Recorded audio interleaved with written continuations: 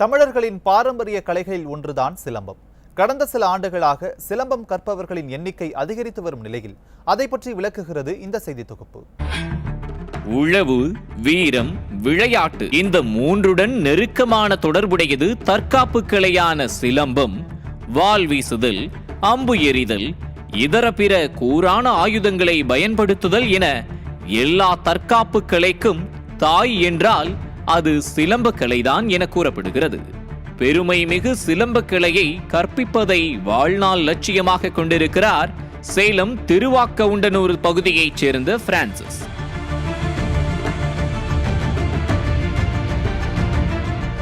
இருபது ஆண்டுகளுக்கு மேல் சிலம்பக்கலையை பயிற்றுவித்து வரும் இவரிடம் தற்போது 50க்கும் மேற்பட்ட மாணவர்கள் சிலம்பம் கற்று வருகின்றனர்.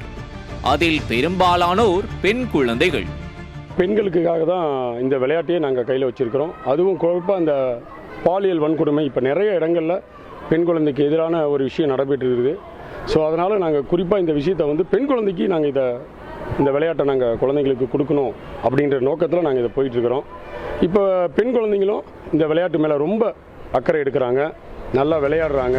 பெண்கள் மீதான பாலியல் வக்கிரங்கள் அதிகரித்து வரும் நிலையில் சிலம்பம் போன்ற தற்காப்பு கலையை பயிற்றுவிப்பதன் மூலம் ஆபத்தை எதிர்கொள்ளவும் எதிர்க்கவும் கற்றுக்கொள்வதாக மாணவிகள் தெரிவிக்கின்றனர். இப்போ சிலம்பத்தை ஏன் நான் தேர்ந்தெடுத்தேன்னா, இது நம்மளுக்கு பாரம்பரிய கலை, அதுவும் இல்லாமல் இது பெண்களுக்கு நல்ல ஒரு தற்காப்பு கலையாகவும் இருக்கும். இதனால நம்மளுக்கு நிறைய பெனிஃபிட்ஸ் இருக்குது. ஸ்போர்ட்ஸ் கோட்டாலையும் நம்மளுக்கு பாயிண்ட்ஸ்லாம் கொடுப்பாங்க. சின்ன வயசுலேருந்து பெரிய வயசு வரைக்கும் நம்மளுக்கு சிலம்பம் கூடிய நின்று துணையாக இருக்கும். ஒரு காலத்தில் கராத்தே, கும்ஃபு உள்ளிட்ட கலைகளை ஆர்வத்துடன் கற்று வந்தவர்கள் தற்போது தமிழர் கலையான சிலம்பத்தில் அதிக ஆர்வம் காட்டி வருகின்றனர்.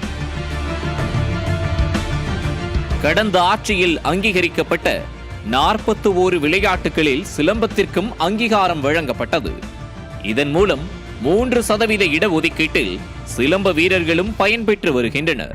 தற்போதைய சூழலில் சிலம்பக்கலையை வகுப்புக்கு சென்றுதான் கற்றுக்கொள்ள வேண்டிய நிலை இருக்கிறது.